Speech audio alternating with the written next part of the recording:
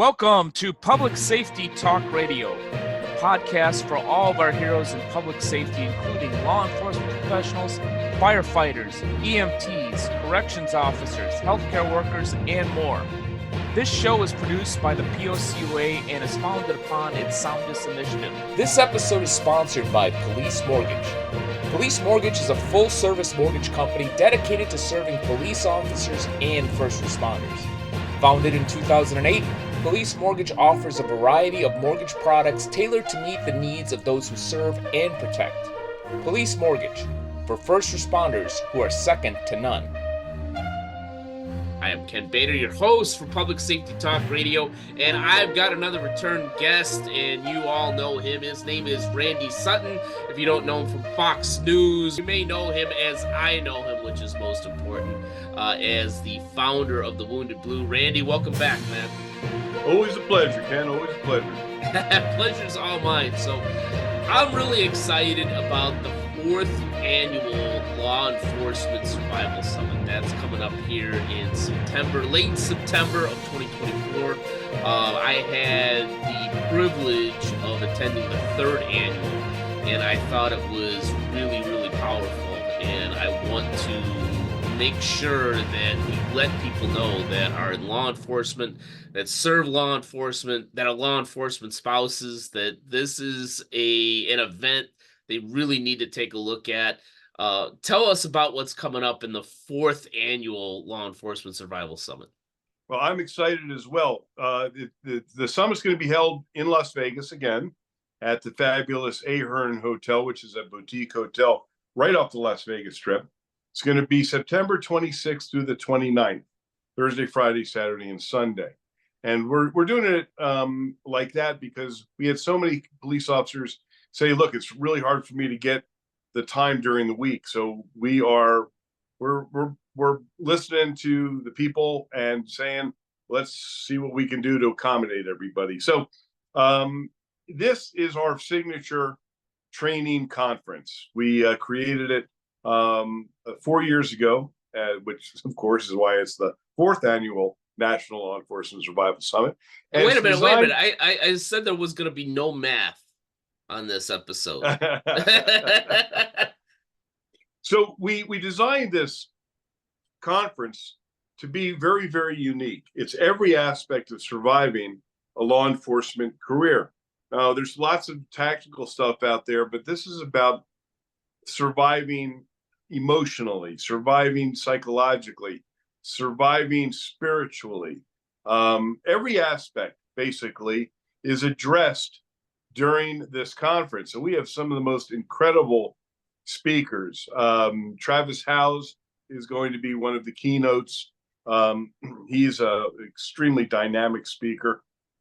I've got, the list goes on, but we've got everybody that's speaking does so out of not only knowledge, but a deep belief that training our law enforcement officers to survive is essential. So we're really excited about the lineup of speakers. And of course, you know that I was once in charge of advanced training for the Las Vegas Metropolitan Police. So I've been to a million conferences, and most of them suck and are not memorable. So we make every effort to make this conference memorable. We're going to have a comedian. We're going to have some entertainment, and it's all in this beautiful hotel in a great setting. There will be relationships that are formed here, which will last forever. Last year, we had an officer get up and say, if it weren't for the Wounded Blue, I was going to take my life. Mm-hmm. So it's very, very dramatic, very powerful. And this year is going to be bigger and better than ever. Yeah. I remember being there for that statement, and I can echo that it is really powerful. And just from my aspect of not being in law enforcement, but being a supporter of law enforcement, it hit me really hard. I think that one of the reasons, there's a lot of reasons why I'm drawn to this specific event, but one of the reasons why I am really drawn to it is a few years ago, the POCUA, and especially this podcast, adopted and embraced this idea of what we call the Soundness Initiative. that yes, professional excellence is important, and that's one of our pillars, but also emotional excellence, physical excellence, you've got to be in shape, and also financial excellence. Obviously, our history is with the credit union industry, is in financial wellness, and unfortunately, sometimes financial uh, unwellness, if you will, leads to physical unwellness and emotional unwellness, and then eventually professional unwellness. So my point to this is all four of those pillars need to be looked at and need to be in balance. And I find that your event really does help to try to give attendees that balance.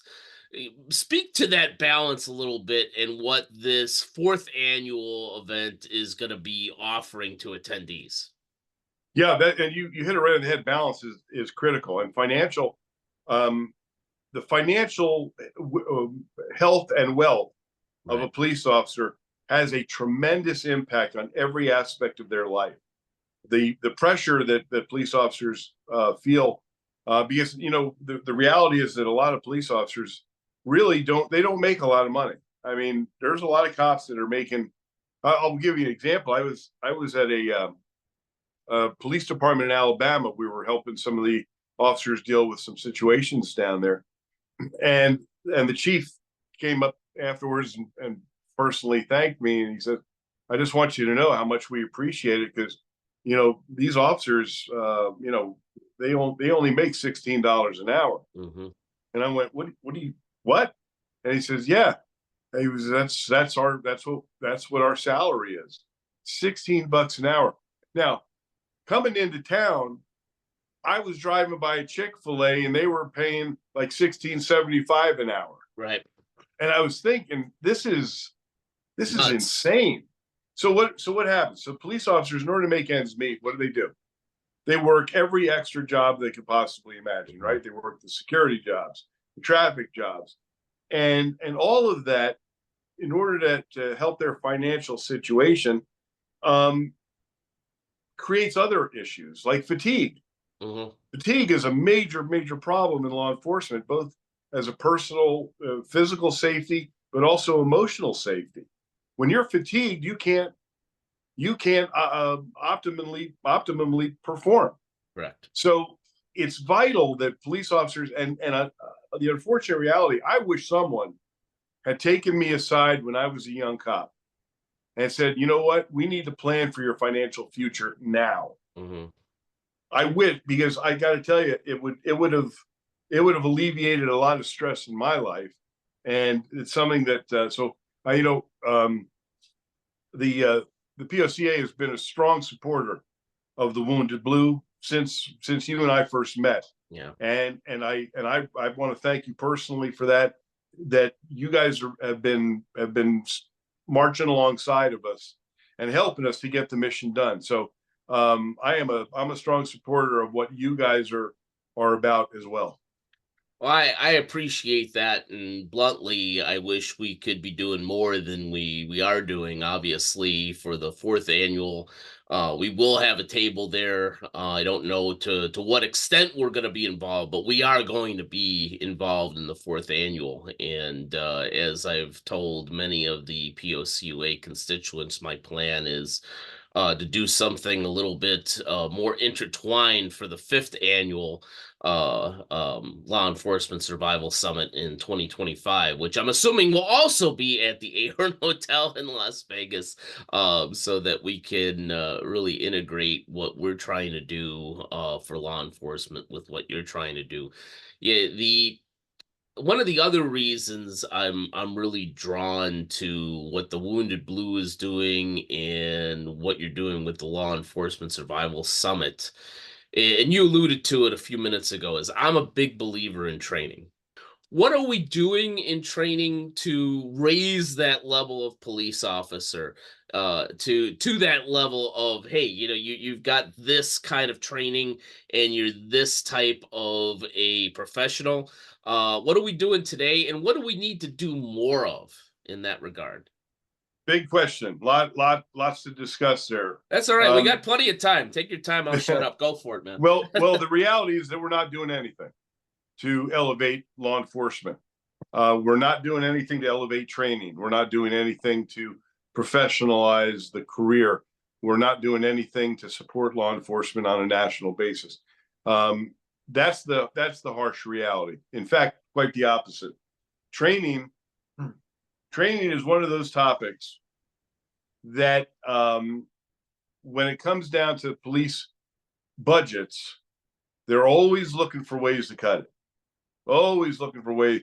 And when a crisis occurs, the first place they go to cut is training. And it should be just the opposite. Training is essential to encourage officers to grow amongst themselves, to grow within themselves, to become more professional, to become adept at the skills that they need. It is a massive undertaking. And really what's been happening lately is that police agencies with that precious amount of training time, instead of giving these officers the skills that they truly need, there has been this madness in giving them training in DEI and pronouns and cultural awareness, and it's while all of those things may have a place, when it comes down to training, we need to train our cops to survive. We need to train them to live. We need to train them to be competent in their skills. And when you take that away and you substitute politically motivated training opportunities, we're doing a huge disservice to these men and women. But it shows you that culturally, we've gotten off the track.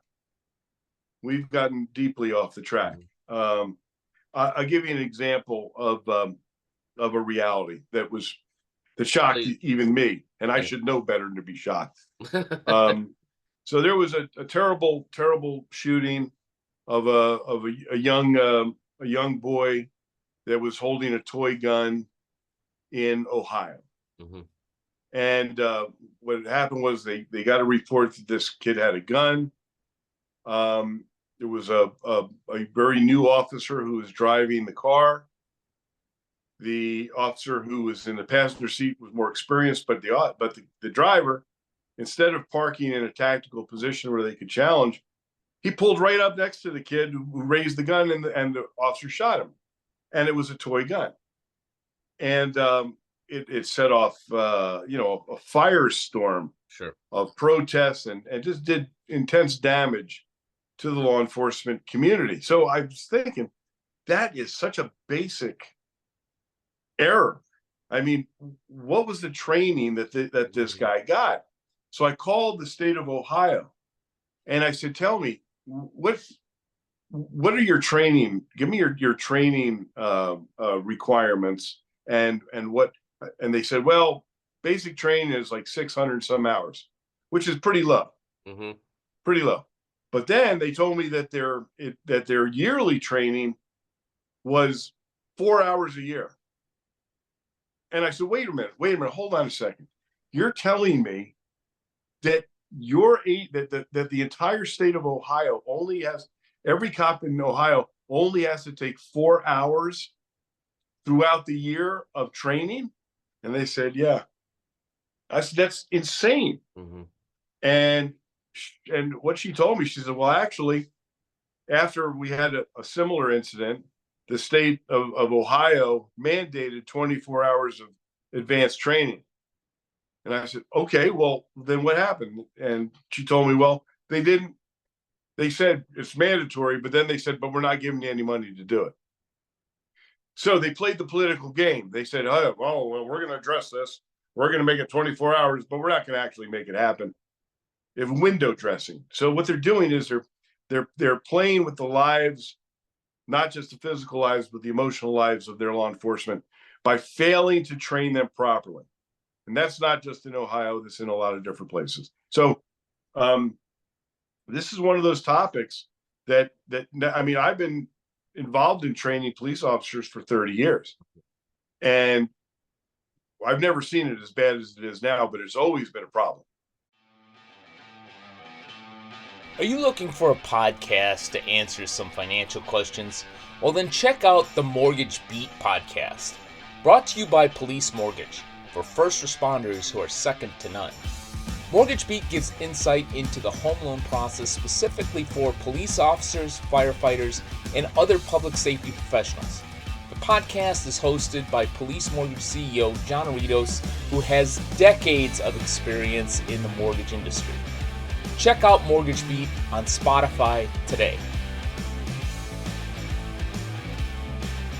Yeah, here locally, I live in Long Beach, California. A lot of my watchers, listeners know that. And I give a lot of kudos to the Long Beach Police Department because they've been short-staffed for a while, and they're working very, very long hours in what can be a tough city. And I was at a session where one of the commander from my area was up there, and he had a training officer there, and the training officer said that it takes 18 months before they actually allow a cadet to be on the streets. And they said, yeah, even if because fortunately, according to our police department here, there are resources going to hire police. But even if we hired as many as we needed today, they wouldn't be ready for 18 months. And that 18 months is just to get them to be competent enough to go out by themselves. Yeah. That's not really being a skilled cop. Right. It takes a good 5 years to become competent as a police officer. That's just the bare bones. Hey, let's get a body in a uniform and get them out there on the street. Mm-hmm. So that is entirely correct. So, let me challenge you, and then I want to get back specifically to this year's Law Enforcement Survival Summit. Maybe I'm naive, maybe I'm ignorant, but one of the things that gives me some hope is there seems to be, when I go to the SHOT Show, when I go to some other places, there's a real push for, helping cops do their job, with technology and new things out there to help them get trained better through, virtual training and so on and so forth, and not just be proficient about, hitting a paper target in a range. So, what is the answer? Are we moving towards anything that could be something better for law enforcement? Or, am I gonna die in 30, 40 years and it's still gonna suck, Randy? Well, so there have been tremendous advances in technology, and many of those technological advances have created some really good training for officers, some very realistic stuff. I mean, when I was first going through the academy, it was a paper target at 7 yards, 15 yards, 30 yards, etc. Now the technology, there's so much incredible technology that we can immerse these officers into a realistic shoot, don't shoot situation. And that's amazing stuff. It really is. And I'm so happy to see it. Unfortunately, out of all the 17,000 different police agencies in this country, that technology is probably being used by 500 or 600. Yeah. Because it's very expensive. Mm-hmm. Very expensive. It's very difficult to maintain this type of training environment. There's a lot of work involved in it. And these departments don't have the resources to do it. So while there are some amazing training advances that have been put forth and are in the ecosystem, if you will, not everybody can take advantage of it. So yeah, technology is wonderful. I mean, I went to the Axon conference a few months ago. Mm-hmm. Axon owns Taser and about everything else in the law enforcement technology space. I was absolutely blown away about some of the support services that law enforcement can now obtain when it comes down to technology. I'm talking about incredible drone technology. I'm talking about the ability to complete reports in without the pain of being stuck in your office for 3 hours. I'm talking about linking body cams with surveillance cameras so that you get real-time information, which can literally save a life. So there's some just incredible stuff going on. It's a very exciting time. But at the end of the day, when that police officer is in a confrontation, it's mano a mano. It's going to be that cop facing an armed felon who wants to kill him. And we need to give our officers every opportunity to survive that and thrive afterwards. And so it's not just surviving the incident, it's surviving the aftermath of the incident as well. So there will always be challenges in training, no doubt about that. But I do not subscribe to what's going on in some of the more, quote, progressive, unquote, police departments where they are taking valuable training time and wasting it. And I'm saying that word, wasting it, on politically correct training programs that are meaningless. Okay, so we need to give our cops the best training they can. And also, by the way, there is also movement, and this disgusts me personally, where they're reducing the standards to get hired and reducing the standards to get through the academy. So what are we doing? We're sending officers out there. We're giving them a job which they're probably not suited for. And if you're not suited to become a cop, that can lead to death of other people, right? That can lead to multi-million-dollar lawsuits. It can lead to the discouragement of police officers all over the country.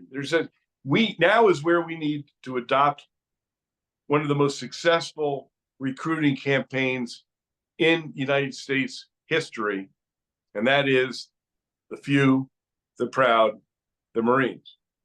When they went completely opposite of the Army and the Navy and the Air Force, who were, hey, come, we're going to give you this benefit, we're going to give you that benefit, we're going to give you that, we're going to give you this. Marines said, the few, the proud, the Marines. And their recruitment went skyrocketing, whereas the other services fell away.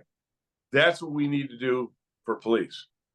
I was asked on a national show, what's the one thing that the police really need? And I said they need the best PR. They need the best PR firm in the country, because that's the true realities are that the vast majority of our police officers are honorable men and women doing a very difficult job to the best of their ability, and then they are acting with integrity. I mean, one of the reasons I loved being a cop for 34 years was because of the people I was around. I still believe it is the most honorable profession, and it is one that I was proud to have been, and I believe that we need to infuse that pride into the police of today. Yeah, that's a lot to unpack there, my friend. And that is a great answer. One that I wasn't quite expecting, but one that I agree with 100%. I'm not a cop. I'm a branding guy. I'm an entrepreneur. And the start of real change is changing minds. And if you could get somebody who's 19 with a high GPA to think about going into law enforcement rather than into investment banking, because of the passion to be a part of that change, maybe that's what we need. That was a surprisingly really poignant answer, Mr. Sutton. Well, every now and then I pull something out of my... You should be like on Fox News or something. What a great idea. Yeah. I'll have to look into that. Yeah, figure that out, will you? But no, getting back to serious mode, I love that answer. I think that, being not just simply being a part of, some movement against cops. If you want to make a change, then let's be part of that change.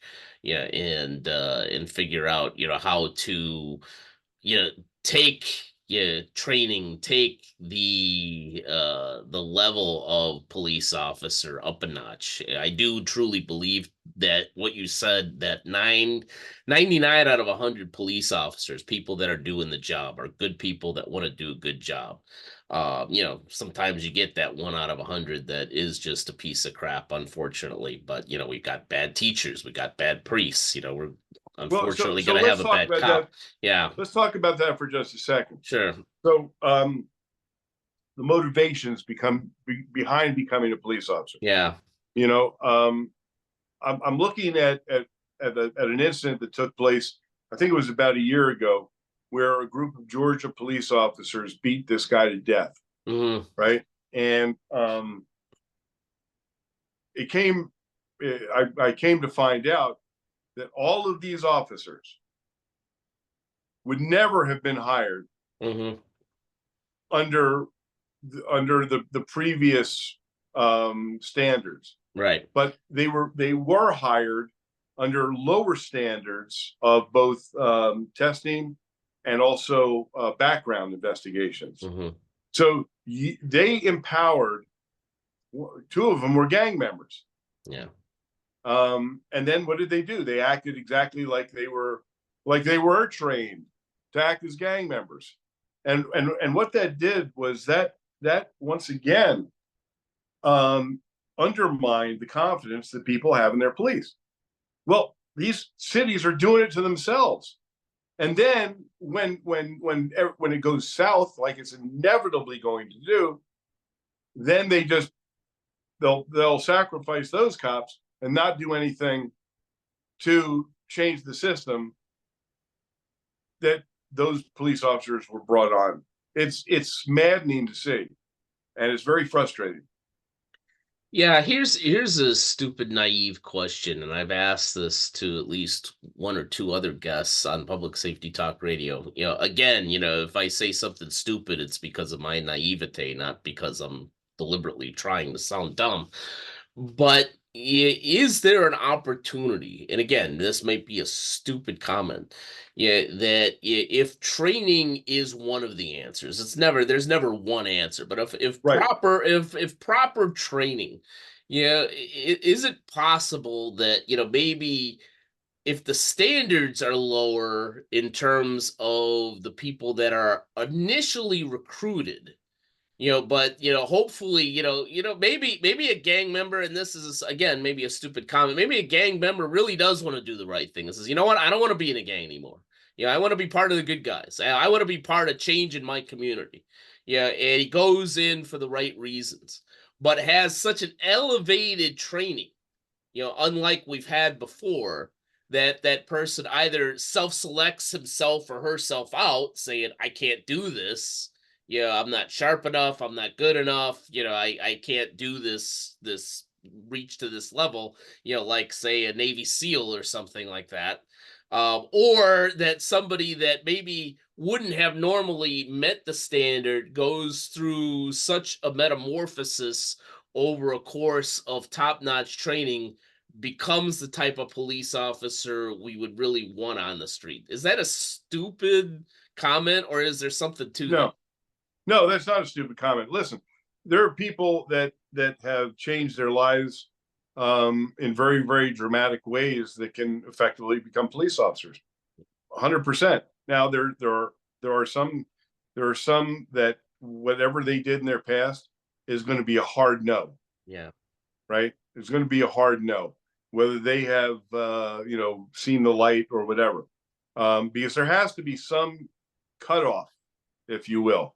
For instance, when I first joined the police department, if you smoked marijuana within years, you weren't getting on the department. Now, if you smoke dope last week, you could probably get on the department, right? So the norms change, society changes, law enforcement has to change with it, although it's a little slower on the uptake. But the other part of your question was, can somebody be trained up? Mm-hmm. You know, that maybe they're not the sharpest knife in the drawer. And the answer to that question is yes. I prefer the analogy, not the brightest bulb on the tree, just because Okay. I know you're such a Christmas fan, Randy. Okay. All right. To my I'll go audience, along with that. this is the perfect example of a completely unscripted conversation and episode. Anyhow, please continue.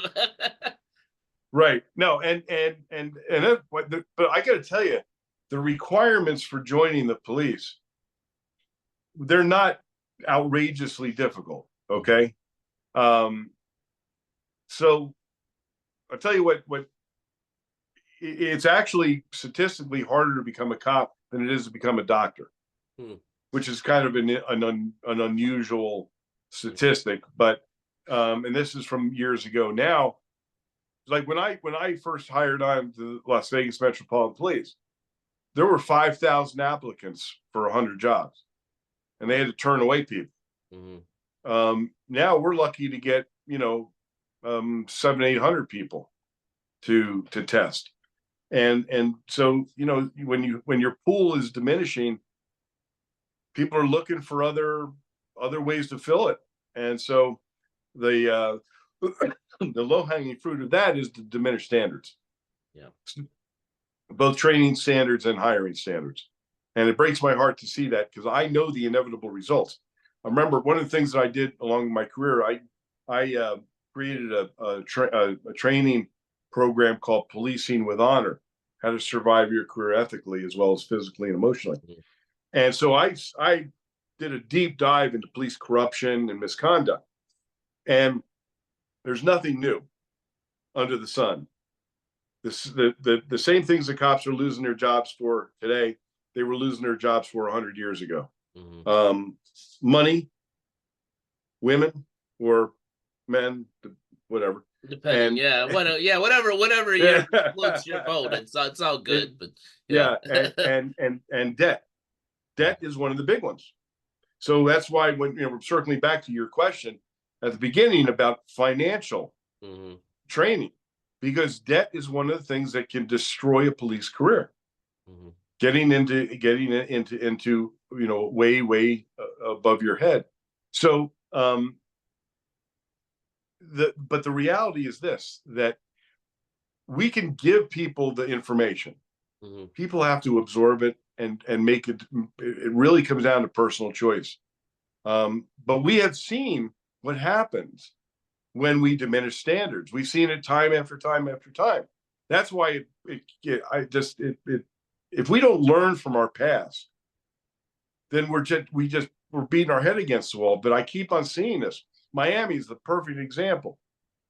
Miami, they had a huge influx of Cubans and Spanish-speaking people in Miami in the 80s. So what did they do? In order to recruit Spanish-speaking cops, they lowered the standards to the point where there weren't any standards. Mm. And so they hired a whole bunch of cops. Well, guess what? A lot of them were crooks. And so what did they do? They were just crooks in uniform. Yeah. And it created one of the worst corruption scandals in police history, because they hired people that were dopers and put them in a uniform. What they do? They killed other dopers, stole their dope, and continued to sell dope. Yeah. So when we diminish the standards, we are opening ourselves up for more and more embarrassment, more and more self-defeating protocols. So that's why I'm very, very passionate about this. You didn't pick up on that at all. Yeah. But you please continue. But society we just had an officer murdered up in Minneapolis last week. Yeah. And Minneapolis is ground zero for everything you shouldn't do in leadership to have a safe community. Mm-hmm. They've done everything dumber than dumb could be. They have played the political game to the point where the stupidity of the mayor, the stupidity of the city council, the dumbness of the governor and the state senate who have created laws and policies and done everything possible to allow the police to police. And as a result, the Minneapolis Police Department is at about half strength. Half. And what does that create now? That creates an unsafe environment for the cops who are working. This young officer who was murdered was riding by himself in a town where they always ride two-man cars. Why? Because they're shorthanded. That's the buzzword of the day. We're shorthanded. He was working mandatory overtime. Why? Because they're shorthanded.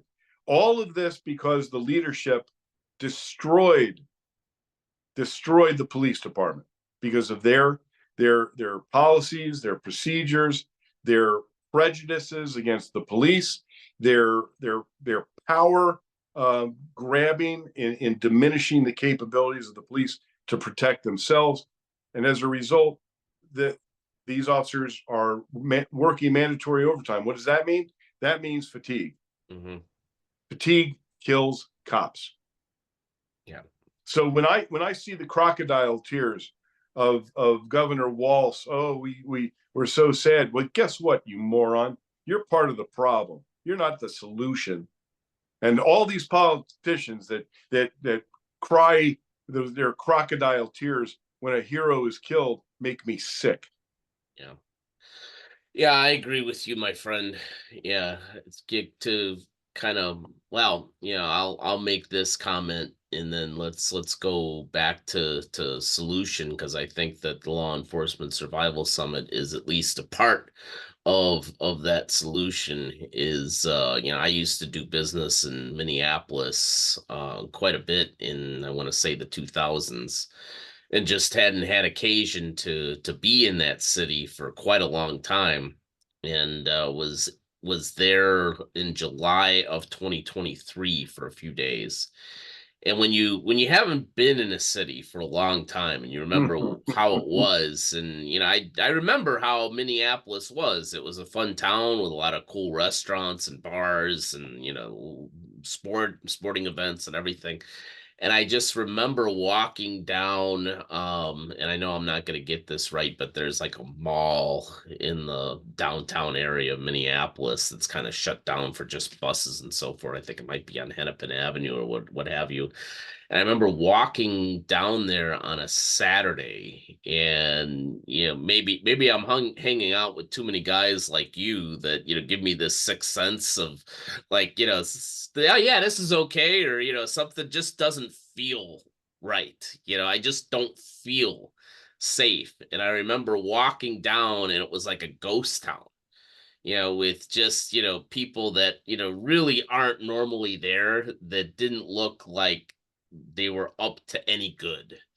And I was like, wow, this is if this is what the United States cities are going to look like, especially their downtown that I remember just 5 years earlier was thriving. Yeah, this is sad. This is really sad. Oh, it's heartbreaking. And you go to every major city, you go to Portland, go to Seattle, go to Denver, even. The anti-law enforcement environment there has literally undermined the entire fiscal. And here's where this pendulum is so far to the left. If you don't have the money, because you have destroyed the businesses, because people are moving out because they're scared, right? You are destroying the financial infrastructure. Then that just triggers more and more public safety issues that you can never get out of. Look what's just happening in California. Your mess of a state.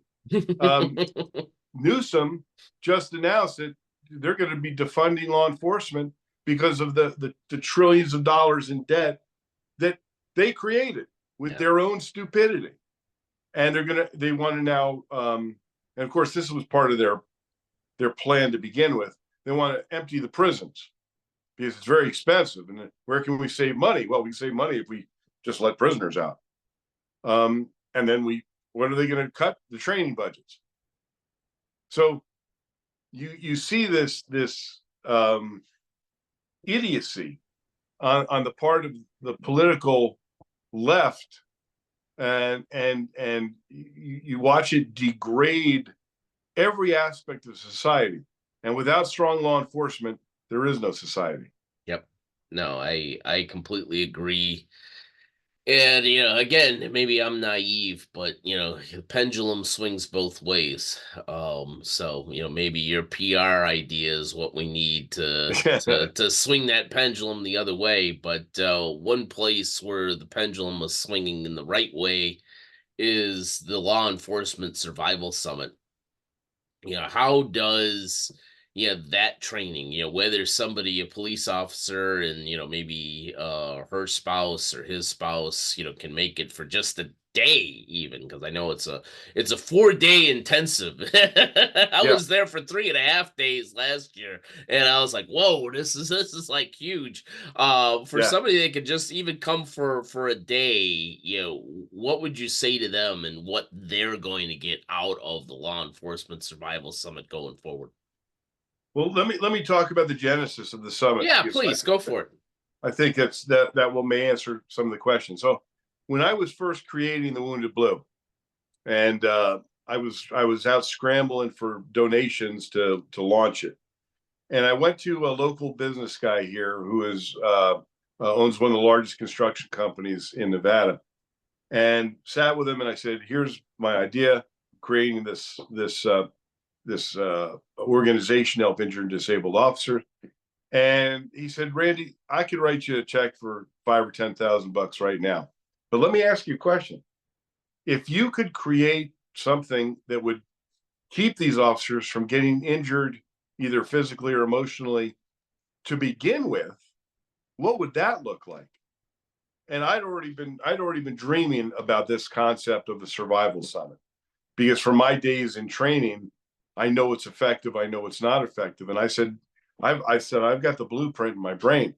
I would create a training conference that would delve into every aspect of surviving a law enforcement career, like not just physically, but emotionally, psychologically, spiritually, financially. And he says, "That's more like it. What do you think that would cost?" And I literally was so stupid. I should have said, "Well, let me get back to you on it." I just came up with a number because I didn't want to look dumb. I wound up looking dumber because I came up with a stupid number. I said, "I think it would be $50,000. He said, "Okay, make it happen." And to this day, that's my biggest donor. He'll be once again underwriting much of the costs of the summit. And that was the genesis. It was because, can we do something to prevent these men and women from becoming severely injured, either physically or emotionally and psychologically? Yeah. Yeah. No, that's an awesome story, and I want officers to be able to not only go home safely, but to have peace in their home. And Right. I've learned vicariously that you do a rough job and then you come home because of things that maybe you created. You got a bad marriage, you got kids that hate you, you got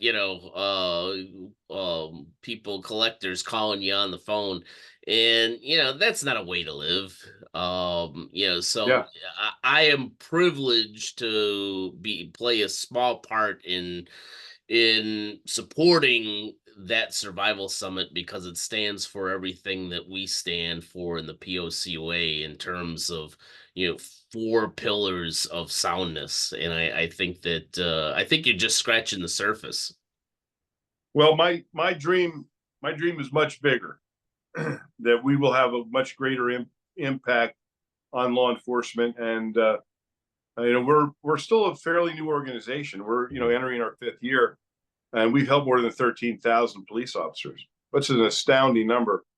And remember, my whole team is made up of cops who have been shot, stabbed, beaten, run over, screwed up, and screwed over, and they continue to serve. I mean, I I have cops in wheelchairs. I have cops who've been blinded, and yet they continue to serve. They're the real heroes of the Wounded Blue because they provide peer support for their brothers and sisters. And sometimes you see my T-shirt, never forgotten, never alone. It's on your T-shirt. Those are the words that we live by, because our cops, once they become injured, either physically or emotionally, they feel very, very alone. They feel isolated. They feel like people have turned their backs on them. So that's why it's so critical what we do and how we touch lives. We were just introduced to a guy just days ago. I have stories that we could literally talk for weeks. Yeah, maybe we'll just keep talking, and I'll have a whole nother season. Just call it Randy and Ken. But continue. This officer, 18-year police veteran in a big city, stellar cop, member of special operations inside the agency. 1-year-old child, 7-year-old child, loves his job. Driving down the street in his unmarked car, and a massive tree, fell on his car, and now he's a quadriplegic. And we were referred to him, and I'm talking to him. Thank God you wouldn't know from the phone call that there was anything wrong with him, but he has no use of his lower body. Well, he doesn't know where their next meal is coming from. Yeah. Right? Because this city said, well, yeah, okay, now you're a quadriplegic, but it takes about a year because we're backlogged in getting your disability benefits. So we'll get to you in about a year. That's how they treat this officer. And when I told him that we were going to help get him the Department of Justice public safety officer benefit of almost $440,000, he literally started crying. And because no one told him that this was even available. And Wounded Blue has gotten millions of dollars in benefits for police officers in the last couple of years. That's one of the ways we help. We're not a funding organization. We can't pay people. I wish we could, but we can't, make up the difference in their pension and their disability and stuff like that. But we do know all kinds of avenues to help. And everyone's journey is different, but our journey is to walk alongside them. Yeah. And you do. I've heard dozens I've probably only known you for a couple years, but I've already heard dozens of those stories. And part of it is uplifting of what you're doing. Part of it, frankly, is just to heartbreaking. It's heartbreaking. Yeah, to a citizen, that supports law enforcement. I think, Christ, we wouldn't do this to our military. Why would we do this to, our law enforcement or any first responder for Pete's sake? But anyhow, one of the issues that we have raising money is when I tell people why we exist. What do you wait a minute? What do you mean that a cop can they get don't shot believe in the head it. Yeah. and be thrown away? Yeah, that's what and it's unfathomable to them. And they think that I'm making it up. And so it's hard for people to get awareness about what it is that we do, because I know that we could be doing so much more. All I need is more resources. I need the money. So anybody that's watching this and wants to know more about who we are, what we do, go to thewoundedblue.org, see who we are, see what we do, hit that donate button. And if you want to see our documentary film, which will completely blow your mind, go to Amazon.com, just put in The Wounded Blue. It's very, very powerful. Yep, completely agree. Definitely do that. And I encourage you, if you really want to see what these guys are doing, go to the Law Enforcement Survival Summit. Sign up for that. I found it to be really powerful. I'm not a crying guy. I almost cried like 3 frickin' times during your conference. So thanks, Randy. Hey, listen, I watched the documentary film that I'm in, and I got to have my tissues there. Yeah. Yeah, it is. As a side note, I had Randy speak at the last POCUA event, and we had old, hardened, retired cops that were sitting there crying while he was showing his video and speaking. So you definitely hit a chord, and I really appreciate what you're doing. For those folks out there that really should participate in the Law Enforcement Survival Summit coming up in late September in Las Vegas, how can they register or at the very least find out more about that event?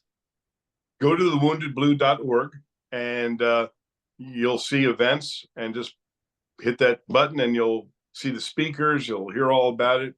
There'll be an introductory video.